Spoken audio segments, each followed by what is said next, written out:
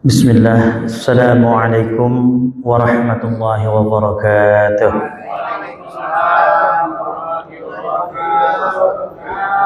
Alhamdulillah Rabbil Alamin, wabihi nasta'inu ala umuri dunya waddin, wassalatu wassalamu ala ashrafil anbiya wal mursalin, sayyidina wa maulana Muhammadin wa ala alihi wa ashabi ajma'in, amma ba'd.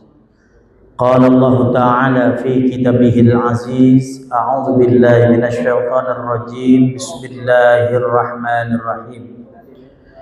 Iqra bismi rabbikal ladzi khalaq, khalaqal insana min 'alaqin, iqra wa rabbukal akram, alladzi 'allama bil qalam, 'allamal insana ma lam ya'lam. Shadaqallahul azim. Hadratul mukarramin, wabil khusus pengurus Masjid Baitur Ridwan seluruh jajaran, Bapak Hari dan seluruh stafnya, para jamaah kajian zuhur yang rutinitas kita laksanakan setiap minggu kedua atau ketiga. Tak lupa pula ibu-ibu, mudah-mudahan sudah sehat walafiat. Alhamdulillah, pada siang hari ini sekali lagi Allah masih memberikan kita sehat walafiat, sehingga kita masih diberikan kesempatan untuk hidup, untuk bernafas, untuk beraktivitas. Tentunya sentralnya adalah untuk ibadah kepada Allah Subhanahu wa ta'ala. Sesuai firman Allah dalam Al-Quran, wa ma khalaqtul jinna wal insa illa liya'budun. Tidak kuciptakan jin dan manusia kecuali untuk beribadah kepada Allah SWT. Salawat iringan salam senantiasa tercurah limpah kehadiran Nabi besar kita Muhammad sallallahu alaihi wasallam, tercurah limpah kepada para keluarganya, kepada para sahabat-sahabatnya, dan insyaallah kita umatnya, wabil khusus alal khusus yang saat ini berada di Masjid Baitur Ridwan. Mudah-mudahan kelak yaumil akhir nanti kita dipertemukan, disyafaati oleh Nabi kita Muhammad sallallahu alaihi wasallam. Mudah-mudahan tiang-tiang Masjid Baitur Ridwan, karpet-karpet Masjid Baitur Ridwan, aksesori-aksesori Masjid Baitur Ridwan kelak di akhirat akan menjadi saksi untuk kita semua bahwa kitalah orang-orang yang pernah duduk bersimpu, duduk bersama, taklim bersama dalam rangka kajian untuk mengikuti sunatullah dan ayat-ayat Allah Subhanahu wa ta'ala. Amin ya rabbal alamin. Baiklah para jamaah, sebelum kita mulai ta'lim kita hari ini, mari kita sama-sama bacakan suratul Fatihah. Wabil khusus kita untuk Bapak, keluarga besar Bapak Haji Robert dan keluarga, untuk keluarga-keluarga kita, untuk seluruh karyawan kita. Mudah-mudahan yang sudah meninggal dunia Allah ampuni dosanya, yang masih sehat orang tua kita yuk kita jaga, kita pelihara, kita berbakti kepada orang tua kita. Untuk saudara-saudara kita yang sedang sakit, baik di rumah sakit, mudah-mudahan sakitnya diangkat oleh Allah Subhanahu wa ta'ala. Buat kita sedang beraktivitas mencari rizki, mudah-mudahan diberikan rizki yang halalan, tayyiban, barakatan fid dunya wal akhirah. Syarril Fatihah. A'udzubillahi minasyaitonir rajim. Bismillahirrahmanirrahim. Alhamdulillahirabbil alamin, arrahmanir rahim, maliki yaumiddin, iyyaka na'budu wa iyyaka nasta'in, ihdinas siratal mustaqim, siratal ladzina an'amta 'alaihim ghairil maghdubi 'alaihim waladdallin. Amin. Terima kasih Bapak Ibu. Bapak Ibu yang berjamaah, sering saya ingatkan sekali lagi, hidup ini simpel. Hidup ini sebentar, hidup ini numpang lewat, hidup ini transit di dunianya Allah Subhanahu wa ta'ala.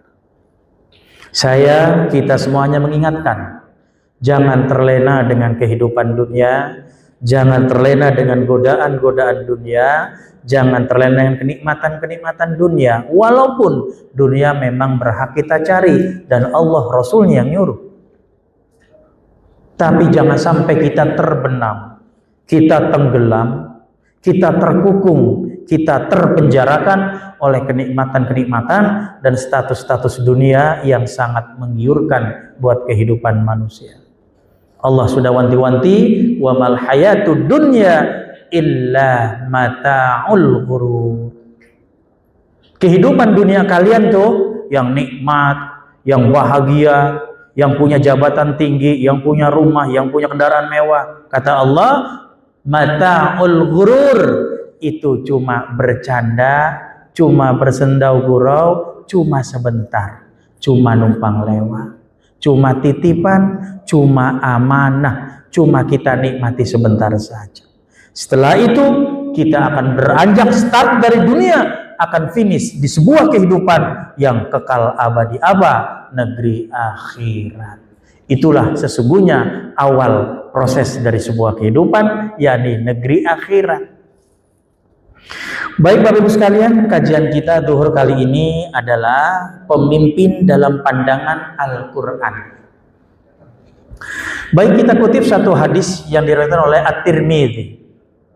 Rasulullah SAW bersabda, kullukum ra'in wa kullukum mas'ulun an ra'iyati, kata Nabi. Setiap kalian adalah pemimpin, dan setiap pemimpin, ini ujungnya yang gak enak. Setiap kalian adalah pemimpin, dan setiap pemimpin akan dipinta pertanggungjawabannya. Ibu juga pemimpin. Untuk siapa? Untuk anak-anaknya di rumah. Karena diamanahi oleh sang kepala keluarga. Jaga rumah, jaga anak-anak. Jangan terima tamu tanpa izin saya. Jangan selanang sonong keluar rumah tanpa izin suami. Jaga muru'ah, jaga martabat, jaga derajat, jaga karomesa rumah tangga. Itu pesan. Siapa yang nyuruh tadi? Pemimpin keluarga, yaitu seorang ayah atau seorang bapak. Kullukum ra'in, kata Rasulullah. Oleh karena dalam Islam, saudara, memilih pemimpin itu hak. Hak kita loh. Memilih pemimpin tidak hanya hak, tapi kewajiban. Tolong dicatat. Memilih seorang pemimpin tidak hanya hak, tapi kewajiban. Berarti kewajiban harus. Nggak dilakukan dosa kita. Lalu bagaimana pemimpin yang kita pilih? Kan begitu dalam Al-Quran. Baik saudara, kalau kita bicara konteks pemimpin, luas cakupannya. Siapa mereka? Orang yang diamanahi memimpin, baik dia ormas, masyarakat, organisasi, PT, CV, institusi, pendidikan, lembaga, apa saja, termasuk memimpin masjid ini. Itu pemimpin kategorinya, kalau secara ammah, secara umum. Dan konsekuensi logisnya, seorang pemimpin itu berat kalau dia berbuat salah. Tolong Bu dicatat, Bapak Ibu tolong diingat. Lalu bagaimana Ustaz? Konsep pemimpin yang baik menurut pandangan Al-Quran, pandangan Islam. Yuk kita ikuti sama-sama. Bagaimana Allah memberikan kriteria dalam Al-Quran, bagaimana Rasulullah memberikan ciri-ciri dan tanda dalam hadisnya, ini loh bla bla bla, pemimpin yang terbaik dalam konsep dan pandangan Quran dan Islam. Kok harus begitu Ustaz? Ribet? Enggak ribet kok. Milih pemimpin yang baik enggak ribet. Yang ribet siapa? Kita yang ribet. Kok begitu? Iya, karena pemimpin itu adalah masa depan kita. Pemimpin itu dapur kita. Pemimpin itu ekonomi kita. Di sebuah perusahaan, di sebuah PT, itu akan maju perusahaannya, PT-nya, CV-nya, tergantung pimpinannya. Kalau maju lahir batin, maka seluruh komponen yang ada di situ akan kebagian makmurnya, kebagian kesejahteraannya. Tapi ketika rusak dari atas, maka imbasnya ke bawah, rusak semua. Ra'in, pemimpin itu berat. Baik, bagaimana kategori pemimpin dalam Islam? Yang pertama, kalau pilih pemimpin, mengangkat pemimpin, pilihlah pemimpin yang beriman. Satu tuh, syarat mutlak itu. Pemimpin yang beragama, yang beriman, punya akhlak baik, punya leader, public speakingnya bagus, kemampuan usahanya bagus, itu pemimpin. Itu Islam, dia seperti itu. Kenapa? Fir'aun tuh pemimpin loh. Fir'aun tuh pemimpin, Namrus tuh pemimpin, dia raja di atas raja, kekuasaannya luas, maha luas, kekayaannya luar biasa, gak terbatas saat itu. Tapi karena gak beriman, Fir'aun mengaku dirinya sebagai Tuhan yang harus disembah. Kan kurang ajar. Ini karena gak beriman, saudara. Makanya di zaman Rasulullah ketika diangkat jadi pemimpin, itu gak ada yang mau. Kalaupun terpaksa diangkat jadi pemimpin, salah satu di antara mereka, saudara, itu nggak bisa tidur siang malam. Bahkan ketika pasca dilantik, selesai dilantik, ucapan yang dia meluncur dari mulutnya, inna lillahi wa inna ilaihi raji'un. Jabatan sebagai sebuah musibah, bukan anugerah dalam pandangan orang-orang beriman. Kenapa itu musibah? Karena bebannya berat. Bahkan Rasul mengatakan, barang siapa adalah seorang pemimpin, minta jadi pemimpin. Minta, saudara. Melek-melek pengen jadi pemimpin. Melek-melek bahasa apa saya nggak paham. Dia sikat kiri, sikat kanan, hoax kiri, hoax kanan, sikut kiri, sikut kanan, fitnah kiri, fitnah kanan, tendang kiri, tendang kanan. Pengen jadi pemimpin dengan cara-cara yang licik dan curang. Apa kata Rasulullah? Maka kelak dia jadi pemimpin, akan dibebankan di pundaknya beban yang seberat-beratnya. Maka ketika dia mimpin akan timbul 1001 masalah, gak pernah kelar, saudara. Karena cara berolehnya salah. Para sahabat itu nangis, Pak.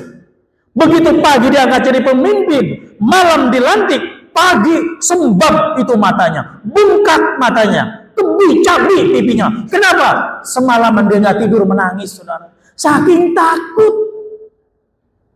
Kan logikanya berbanding terbalik dengan kita yang sekarang. Jadi pemimpin, begitu dipilih, apa yang terjadi? Pesta pora, bangun panggung megah, pendukungnya bersorak-sorai, seolah-olah ini kemenangan yang luar biasa. Pemimpinnya apa tuh? Joget ya, joget, kemudian memancarkan kebahagiaan. Mereka tidak sadar, saudara, bahwa di balik diangkat dia sebagai pemimpin, sudah menunggu 1001 beban kepemimpinan yang harus dia jalankan, dan konsekuensinya kalau dia salah, tanggung jawab sama Allah Subhanahu wa ta'ala. Oke, kita persempit sekarang, nggak usah ke negara terlalu luas, kita kembali ke keluarga kita masing-masing. Yuk, bapak, ibu, saya pemimpin di keluarga. Kita bicara, batasi sekupnya, pemimpin di tengah-tengah keluarga. Bapak ini pemimpin di tengah-tengah keluarga. Maka anak istri kita, anak-anak kita, anaknya banyak. Maka istri kita, kalau saya bilang istri kita, berarti satu istri. Istri-istri kita, oh berarti istrinya lebih dari satu. Jangan ketawa Pak Ari. Saya nggak enak ditepotin Pak Ari dari tadi saya ini. Ya. Kalau bicara istri-istri kita, berarti istri kita lebih dari satu. Kalau saya bicara istri kita, berarti satu gitu. Udah Bu, gak usah melotot, biasa aja. Santai aja Bu, biarin. Kalau udah bisa mau 3, mau 4, 10 kalau perlu. Biarin aja kalau memang sanggup. Ya. Karena laki ada jatahnya kan 4 Bu. Iya. Tapi kalau nggak sanggup adil ya satu aja lah. Tapi kalau sanggup adil ya silahkan. Gitu. Bagaimana konsep mendidik keluarga kita?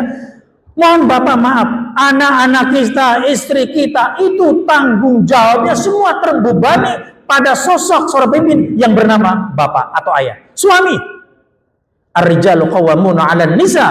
Laki-laki itu pemimpin bagi wanita. Bapak belum lama mungkin lihat di YouTube. Sore istri lagi nyanyi, betul kan? Woi, lagi nyanyi, ditikam langsung Pak. Cus. Meninggal di tempat. Lihat nggak Bu? Ah, ibu mah nggak kurang update. Ditikam oleh suaminya di depan kakak iparnya, adik-adiknya, anak. Ditikam, lagi nyanyi itu. Terjadi di Indonesia. Apa sebabnya? Ada miscommunication antara suami dengan istri, antara istri dengan suami, antara suami dengan anak, anak dengan ayah, ayah dengan ibu, ibu, ayah dan anak. Makanya keluarga dibangun komunikasi Bu, dibangun komunikasi. Makanya Quran itu ngajarin kita Bu, Pak. Bahkan Nabi ngajarin untuk menciptakan sebuah keluarga yang harmonis, salah satunya ya keluarga istri itu diajak jalan-jalan.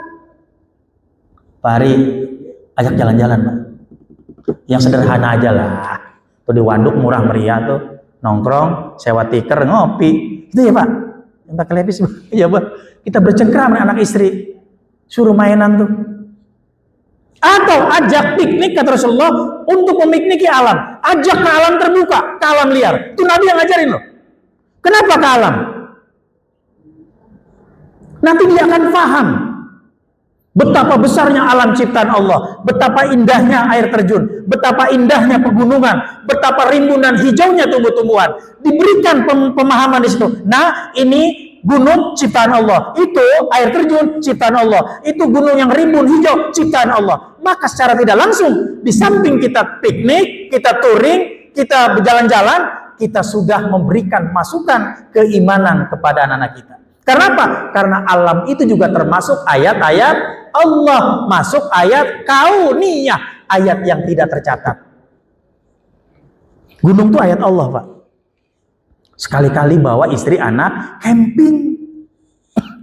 Haji, camping. Jangan tahu-tahu udah pernah camping belum? Maaf.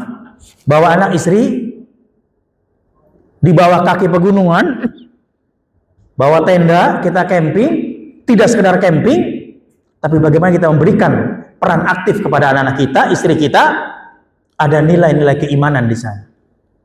Maka akrab-akrab dengan alam semesta, dengan hutan, gunung, kali, batu-batu terjal, pasir, danau, sungai. Kunjungi, Pak. Untuk membina keharmonisan rumah tangga. Dan tanggung jawab Bapak, saya sebagai pemimpin. Kenapa ada rumah tangga, maaf, yang secara ekonomi mumpuni kok, rumahnya bagus, status sosialnya bagus, dia artis terkenal, uang udah nggak kehitung, nggak ada serinya istilah kita, jobnya luar biasa sampai menolak job. Hidup kalau sudah nanggup, sudah bisa menolak job, itu hidup luar biasa, Pak Ari. Betul. Hidup kalau sudah job kita tolak, oh maaf ya, sudah penuh. Oh maaf ya, saya nggak bisa. Oh maaf ya, bulan ini 6 bulan ke depan saya penuh. Oh maaf ya, 3 tahun ke depan sudah penuh jobnya. Luar biasa itu manusia. Ditolak job, bayangkan. Kalau kita bukan nolak job, kekurangan job, nyari job kemana-mana. Ya kan gitu kan? Hebat tuh manusia. Tapi apa yang terjadi, saudara? Apa yang terjadi manusia tadi? Rumah tangganya pecah, berkeping-keping. Padahal kurang apa? Ayo. Artinya apa?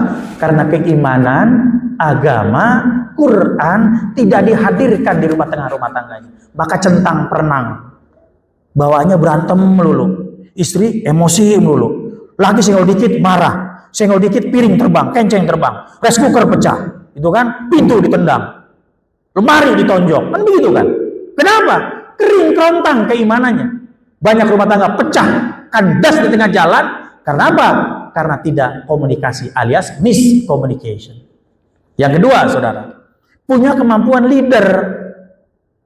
Pemimpin itu punya kemampuan memimpin. Idza wusidal amru li ghairi ahlihi fa'tadiri sa'ah, kata Nabi. Sebuah urusan apa saja, mau rumah tangga, mau masjid, mau PT, mau CV, mau negara, RT, RW, lurah, serahkan, kata Nabi, kepada orang yang bukan ahlinya, fa'tadiri sa'ah. Tunggu saat kehancurannya nanti. Berantakan, Pak. Banyak anak-anak kita masih muda rumah tangga karena terbimbing oleh nafsu. Belum punya ilmu rumah tangga. Akhirnya apa? Berantem melulu. Dikit-dikit pulang ke rumah malu sono. Lu juga pulang ke bapak lu sono. Berantem mulu, rumah tangga masih muda. Masih bocah. Dan saya ngalami itu anak saya muda. Berantem mulu. Kita jadi wasit akhirnya. Kalau begitu yang repot siapa? Orang-orang tua juga. Kita yang repot. Makanya seorang suami punya leader, dia paham sebagai seorang kepala keluarga itu paham apa fungsinya, apa tugasnya sebagai kepala keluarga. Harus paham. Yang ketiga, tidak korup. Buat pemimpin tingkat nasional, buat kita di keluarga tidak korup. Artinya apa? Kita tidak serakah, tidak mengkorup waktu, tidak membohongi keluarga. Tidak lantas serakah dengan harta yang kita cari. Mentang-mentang suami yang nyari, ngatur saya enaknya begitu kan. Udah, gue yang cari kredit-kredit gue. Lu mah diem aja, tuh uang masak, beres. Enggak juga, Pak. Tetap harus ada simbiosis mutualisme. Ada ketergantungan saling menguntungkan antara istri dengan suami. Silahkan, Pak, diatur yang baik. Tata kelola keuangan, manajemennya diatur. Agar apa? Ya tadi, agar tertata dengan rapi. Kalau keuangan rapi, komunikasi rapi, gitu kan ya, berbicara rapi, ekonomi rapi, ukhuwahnya rapi, maka muncullah sebuah jalinan rumah tangga yang harmonis. Kenapa? Pemimpinnya ngerti ilmu rumah tangga.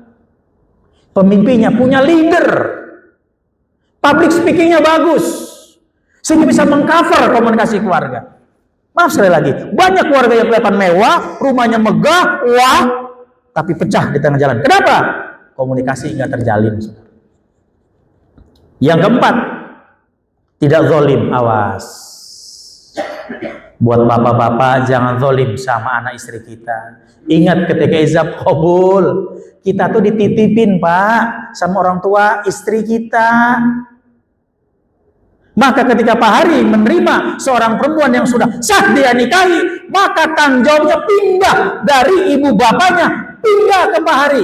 Jangankan dunianya, jangankan akhiratnya, surga nerakanya, tanggung jawab Pak Hari sebagai suami. Berat kan Pak jadi suami, Bu? Berat. Jangan dikira enak.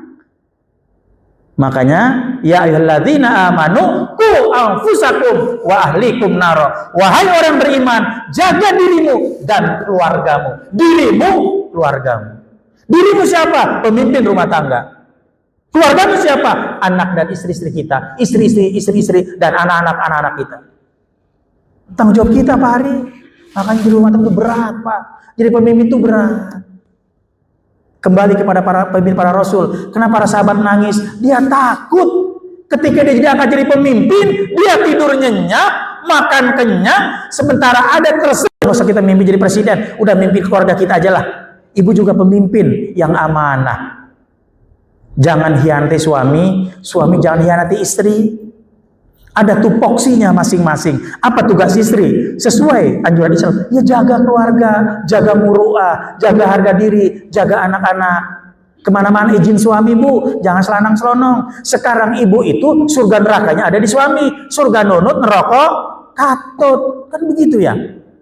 Gimana suami surga ibu mah? Kan sudah bilang beberapa bulan lalu. Ibu main masuk surga gampang. Taat sama suami. 90% kunci surga sudah ibu pegang. Mau apa lagi, Bu? Layani suami, Bu. Mau minta gaya apa? Mau minta gaya terbang, gaya kupu-kupu, gaya bebas. Kasih, layani. Maaf, Pak. Ini urusan ranjang nih bukan urusan sepele loh, Pak. Bener demi Allah. Bukan urusan sepele, Pak, urusan ranjang. Dan itu salah satu kunci keharmonisan rumah tangga. Maka sang ibu, istri-istri harus paham itu. Nabi kan ngancem, barang siapa seorang istri didatangi suaminya kemudian menolak tempat tidur, maka akan dilaknat oleh malaikat dari malam sampai pagi, dilaknat malaikat. Ibu ngotot, laki mah egois, tahu lebih capek habis nyuci, apa kan begitu ya? Kan perempuan begitu ya? Ya Bu ya, nanya nanti saya jawab. Demikian barangkali kajian kita sedikit saja tentang kategori pemimpin, mudah-mudahan bermanfaat buat kita semua. Kita semua adalah pemimpin, maka sebuah pemimpin, apa yang kita mimpin akan Allah pinta pertanggungjawabannya. Maka jadilah leader-leader yang baik, jadilah pemimpin-pemimpin yang baik, jadilah ibu rumah tangga yang baik, jadilah suami yang baik, jadilah anak-anak yang baik. Insya Allah kita semua akan mendapatkan keberkahan dari Allah Subhanahu wa Ta'ala. Terima kasih. Assalamualaikum warahmatullahi wabarakatuh.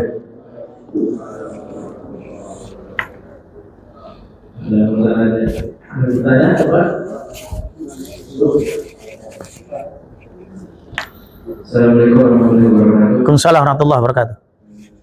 Ustaz, ada yang saya tanyakan. Setiap perbuatan yang kita lakukan itu akan balasannya. Betul. Nah, ketika kita memilih pemimpin seperti kemarin berkeras atau boleh nanti depannya terus ternyata pemimpin yang kita pilih ternyata dia bersifat melakukan dosa-dosa atau misalnya korupsi atau lain sebagainya, maka kita juga akan diberikan pertanggungjawabannya karena kita telah memilih pemimpin tersebut. Ya, masuk nih pertanyaannya tadi. Ustaz, saya memilih pilgub, ya pokoknya sebut namanya ya, memilih pemimpin lah. Saya tanya juga, ketika Anda memilih pemimpin tadi, Sudahkah kita istikharah minta petunjuk Allah? Sudahkah pemimpin yang kita pimpin kriterianya sesuai dengan Al-Quran dan Sunnah Rasul? Sudahkah pemimpin yang kita pilih sesuai dengan kriteria agama Islam? Bagaimanakah background atau latar belakang pemimpin tadi? Bagaimana track recordnya? Apakah bagus apa enggak? Itu harus teliti, saudara. Itu hak. Memilih pemimpin adalah hak, tapi kewajiban. Tidak sekedar hak tapi kewajiban. Nah, ketika kita sudah mengajikannya bagus, Ustaz nih, akhlaknya bagus, track recordnya bagus, dia nggak pernah korupsi, kata-kata juga nggak nyeleneh, ditambah saya istikharah kayaknya milih dia nih, udah pilihlah dia sesuai kayak kita. Tetapi dalam proses perjalanan kepemimpinannya ternyata dia melenceng, dia nyeleneh. Ketika itu terjadi pada pemimpin yang kita pilih, maaf, bukan menjadi tanggung jawab kita lagi, tapi tanggung jawab pemimpin. Karena kita sudah bisa kriteria.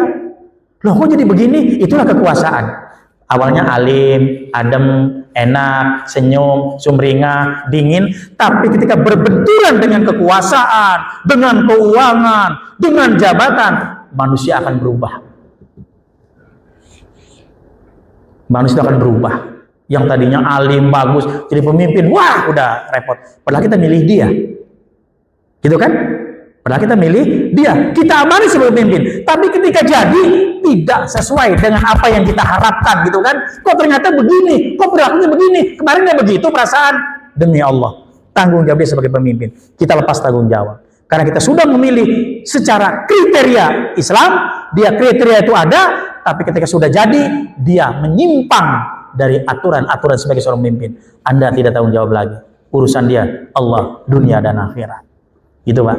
Ya silakan ada lagi.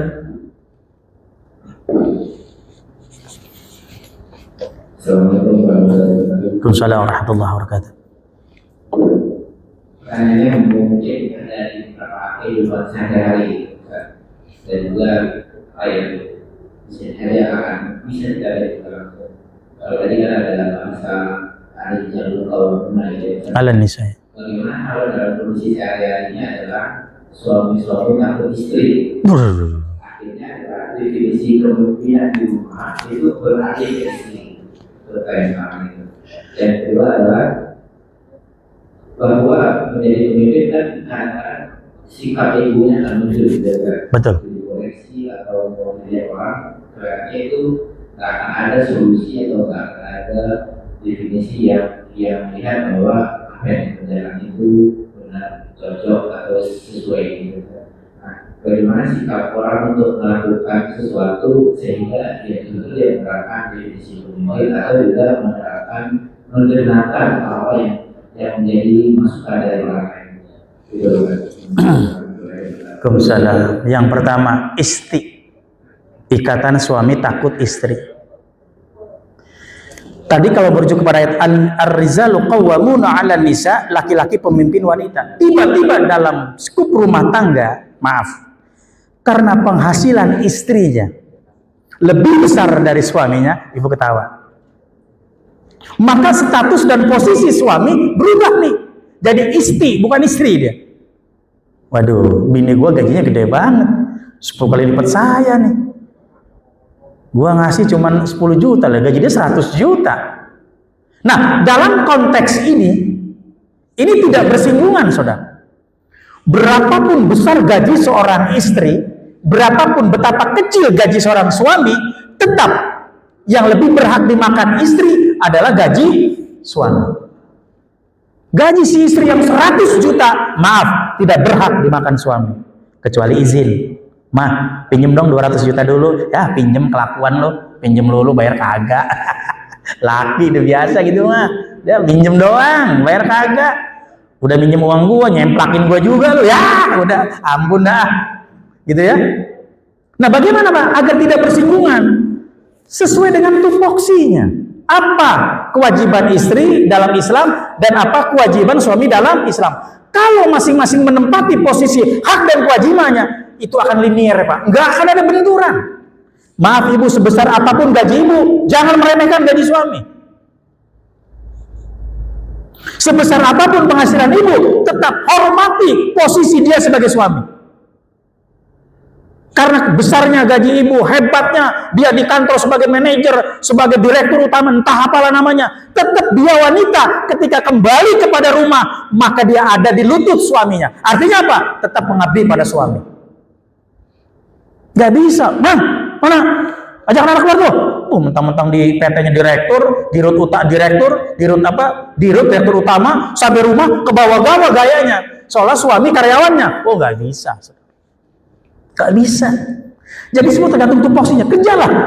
Istri tugasnya apa? Jalan ke sesuai Islam. Suami tugasnya apa? Jalan ke sesuai Islam. Beres Pak, beres Bu. Beres semuanya. Insya Allah beres. Jadi nggak ada kena persinggungan. Banyak loh yang istrinya tuh pejabat, bupati. Begitu sampai rumah bikinin kopi suaminya dia. Waktu di kantor, Pak Bupati diiring-iring sireno, keluar mobil dibukain pintu, gelar karpet merah, orang pada cium tangan, ya kan? Masuk kantor dijaga security, banser, macam semua, polisi, brimob biar aman. Sampai rumah tetap dia posisinya sebagai seorang istri. Bikin gua kopi, tetap bikin. Karena saya punya waktu tinggal di komplek Buana Permai, ada seorang suami, istrinya polisi. Dia ke polsek, bawa senjata kemana-mana. Tetap sampai rumah ya, senjatanya ditaruh, ya dia pakai senjata suaminya. Kalau malam nggak pakai senjata dia, pakai pistol suaminya kan? Nah, iya, apa? Tergantung Pak. Jadi semua tupoksinya Pak, benar tupoksinya. Di perusahaan sekarang ada seorang pemimpin, kemudian dikritik oleh bawahan, dia nggak terima. Padahal bawahan mengkritik, harapannya adalah kemakmuran, kesejahteraan, kebersamaan, kan gitu kan, kemajuan perusahaan. Kita nggak bicara perusahaan umum lah, perusahaan mana. Sekali lagi, di perusahaan itu kan ada aturan, ada tupoksi. Tugas dia manajer apa, tugas direktur utama apa, tugas marketing apa, tugas security apa, karyawan apa, kan sudah terjalur semuanya. Kalau dia keluar dari jalur tadi, kesepakatan tadi, berarti dia melanggar, maka wajib diingatkan. Nah, ketika Anda diingatkan seorang pemimpin, jangan marah. Mestinya bilang alhamdulillah. Terima kasih ya Pak, saya diingatkan. Tapi tadi, ketika ego lebih maju, begitu Pak ya. Ketika emosi lebih kedepankan ketimbang akal sehat, yang terjadi apa? Arogansi. Yang terjadi ya tadi, gua bosnya di sini, gua yang ngatur. Ini jangan timbul. Kalau semuanya pakai konsep keislaman, saya yakin akan maju perusahaan kita.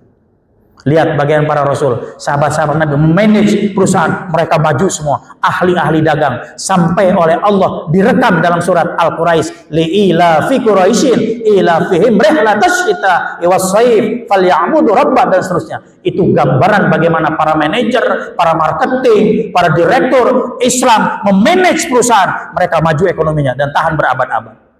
Baru jatuh setelah abad sekian di Cordova, Spanyol, Islam diambil alih. Karena orang Islamnya apa? Lengah. Islamnya lengah, mabok kekuasaan, habis umat Islam. Cordova, Spanyol itu dulu Cordova, Bu. Itu negerinya umat Islam. Spanyol itu negeri umat Islam. 1000% umat Islam. Karena kita lengah, diambil alih. Mirip dengan Singapura. Saya pernah beberapa hari ke sana, nggak betah. Di sana nggak ada seblak. Nggak ada bakso, nggak ada nasi ulam, gak amat gua tiap hari makan roti mulu, blenek. Udah bawa seminggu, udah 5 hari pulang, pesenin tiket pesawat, saya nggak mau. Ya enak sih dakwah ya di Masjid As-Sultan itu, Indonesia ya, anak Indonesia. Dia demen kalau ada orang imam apa ceramah orang Indonesia, dia demen. Di sana banyak karyawan orang Islam itu banyak kayak begini Pak, ada kajian. Ya kita seneng sih, tapi kita makannya tadi itu roti tiap hari beritok gitu. Ya ngap dah saya pulang aja 5 hari. Udah transfer aja saya bilang lah. Selesai akhirnya. Itu Pak. Jadi semua kembali kepada kemampuan diri kita, kepada nilai-nilai keimanan kita. Ketika kita tidak jadi pemimpin, posisi kita siapa dan kita menghargai orang lain, saya yakin tidak akan muncul sifat ego. Oh iya, tugas saya direktur ini, tugas saya itu ini, marketing itu ini, Anda tugasnya ini. Itu saling simbiosis, mutualisme, ketergantungan yang saling menguntungkan. Jalan semua Pak. Tadi Pak Hari bilang, ego buang jauh-jauh. Ketika ego membumbung tinggi, maaf, setan campur tangan. Ketika setan campur tangan, selesai, berantakan kita semua. Dah, gitu aja. Terima kasih Pak Hari.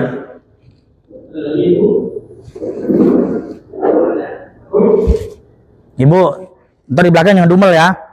Di belakang jangan dumel nih, nggak nanya nih. Ustaz tadi ngomongnya gitu, jangan ya. Mau nanya-nanya. Mau saya di sini ketemu lagi bulan depan, insya Allah. Nggak ada ya.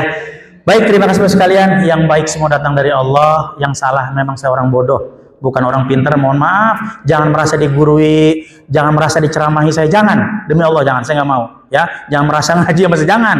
Kita sharing tiap hari. Karena yakin kita punya la tahtakir mandunaka fa inna likulli syai'in majia, kata Nabi. Jangan menghina, merendahkan orang lain. Setiap orang punya kelebihan dan kekurangan. Maka yuk kita saling mengisi kelebihan kita, saling menutupi kekurangan kita. Terima kasih, billahi taufiq wal hidayah. Wal afu minkum. Assalamualaikum warahmatullahi wabarakatuh.